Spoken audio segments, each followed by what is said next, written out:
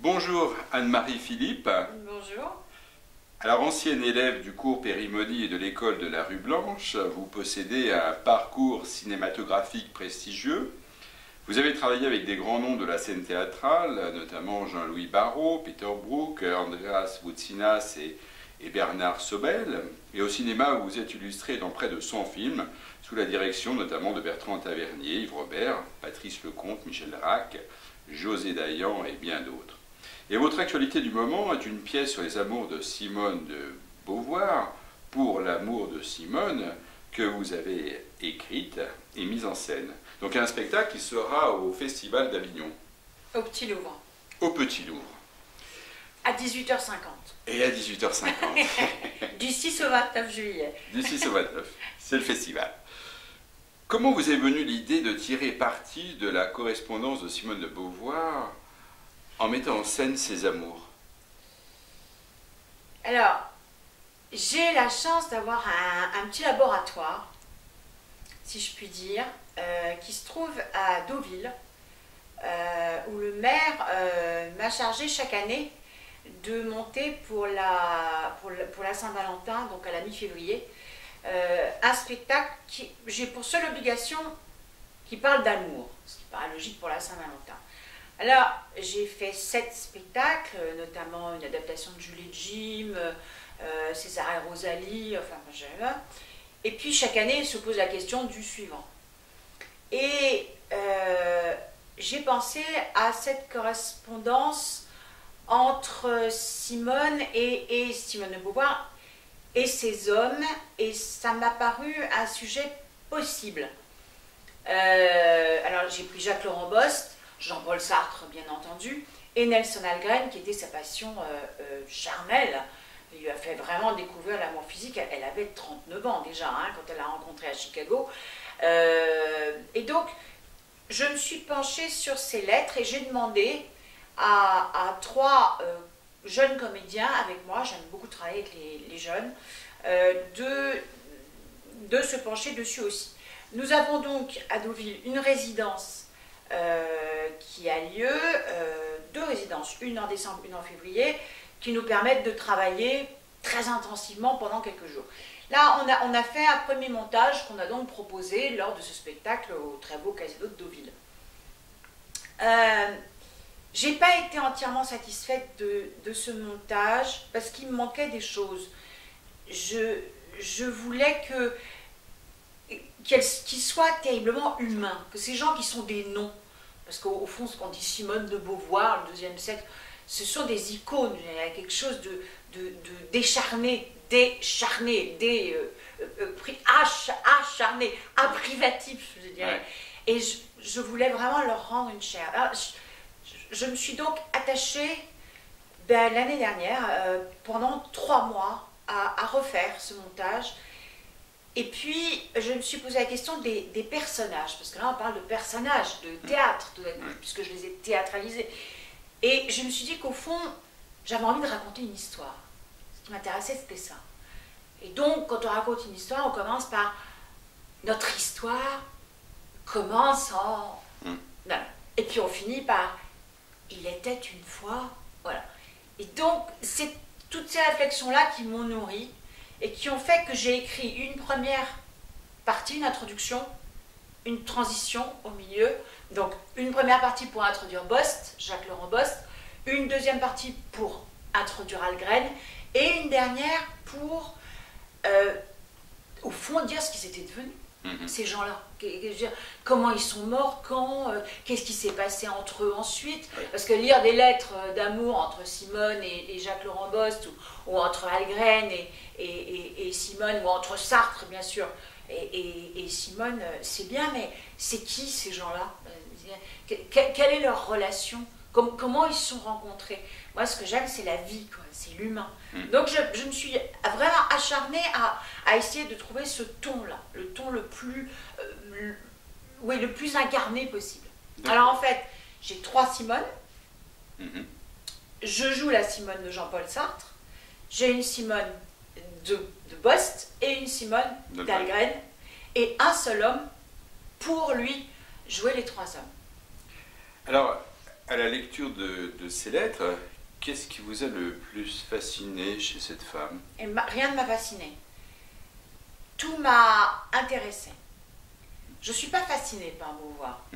Et c'est peut-être pour ça que j'ai pu d'ailleurs aller dans ce travail-là de démystification et d'approche intime, réelle de la réalité, de femme. Moi, celle qui m'intéressait, c'était pas l'intellectuel, c'était la femme. Comment est-ce qu'elle avait fait pour vivre cette histoire complètement dingue qui est: on s'aime, oui d'accord, lui a dit Sartre un beau jour, sur les bancs du jardin du Louvre.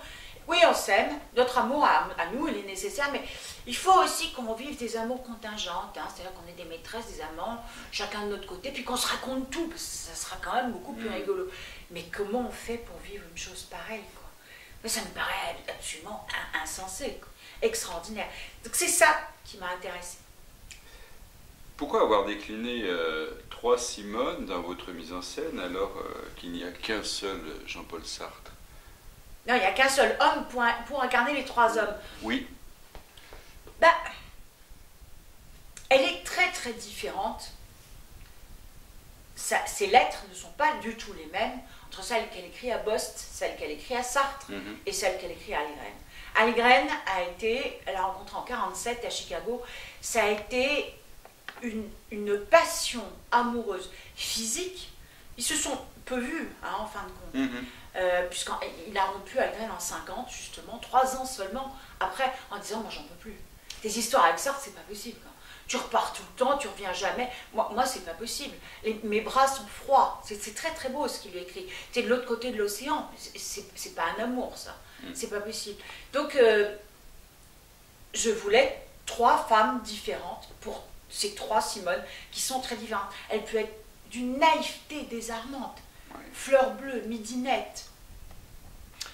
Pensez-vous que ces 3 passions, donc pour Jacques-Laurent Bost, Nelson Algren et Jean-Paul Sartre, l'ont aidé finalement à se façonner, et si oui, en quoi? Ah oui, et comment? Le deuxième sexe, en fait, la rencontre avec Algren est très très importante parce que Algren vivait dans le quartier polonais de Chicago, dans un quartier minable. Elle le décrit. Ce sont des lettres que je dis, moi, qu'elle écrit à Sartre. Elle lui raconte vraiment tout. Il habite dans un quartier minable, dans une rue pouilleuse. Ce sont les termes de Simone. Il fréquente des drogués, des putains, des voyous.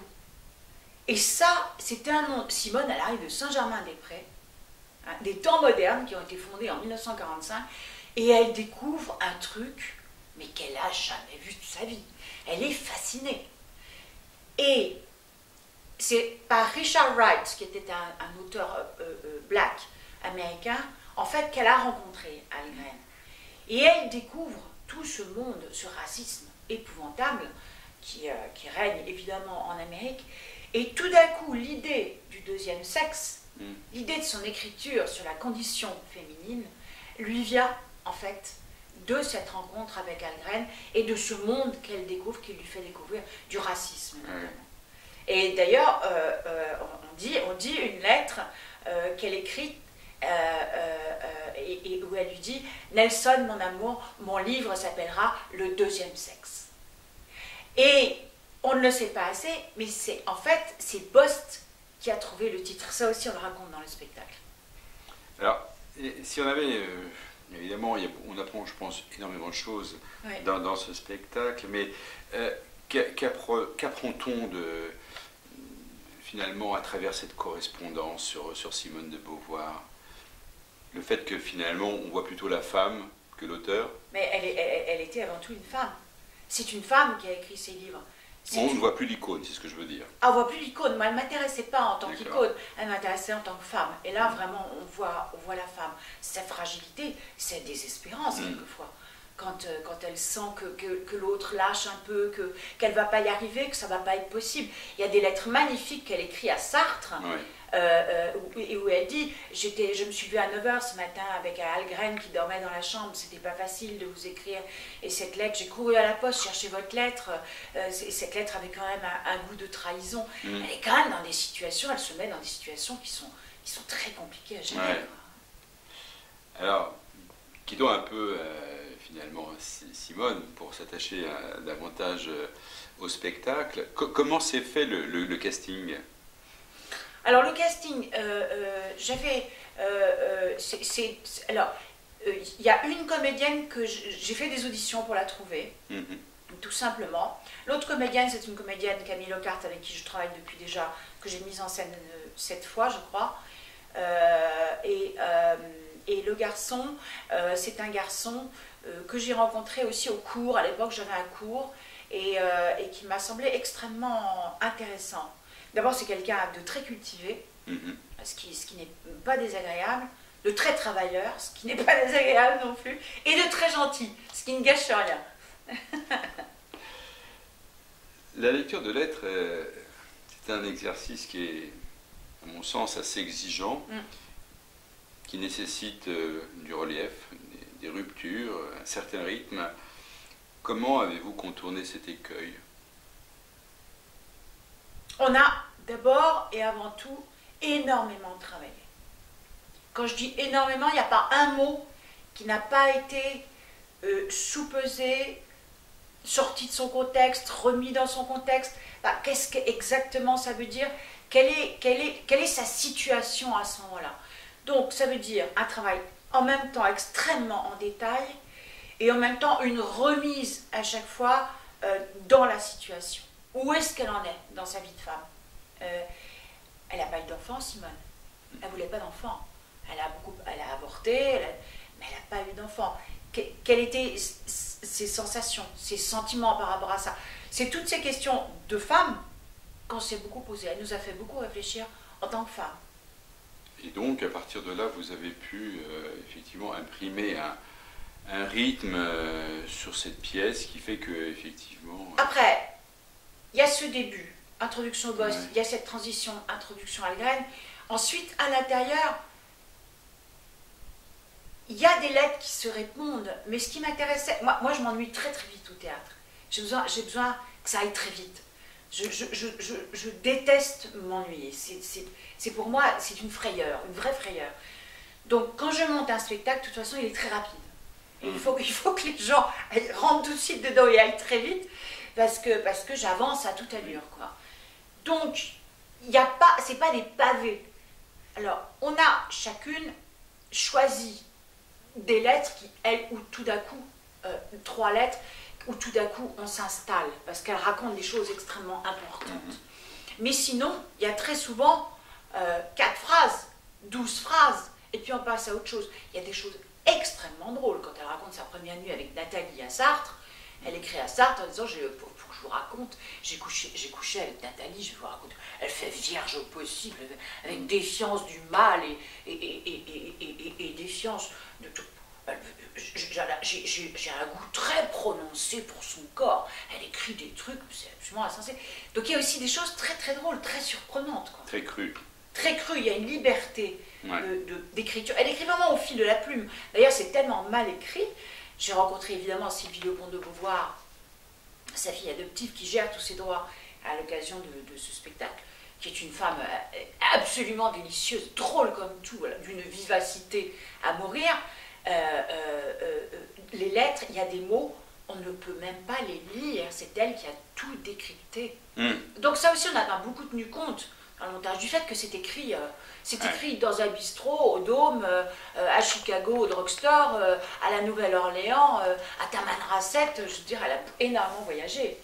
Et elle écrivait très vite, très rapidement, tout ce qui lui passait par la tête. Donc, pour en revenir à ma question, si on pouvait retenir quelque chose de cette correspondance, c'est cette profonde liberté, Oui. finalement. Il y a une grande profondeur et une grande liberté. Tout d'un coup, il y a des abîmes qui s'ouvrent sur une demi-phrase, et puis elle repart, c'est très surprenant. Donc, rappelons que vous serez à Avignon donc, du 6 au 29 juillet, au Louvre. Au Petit Louvre. Au Petit Louvre. À quelle heure? À 18h50. 18h50. Et après, vous allez entamer une tournée. D'accord, qui est prévue. Qui est prévue. Mais écoutez, merci beaucoup, Oui, Anne-Marie Philippe. c'est moi qui vous remercie.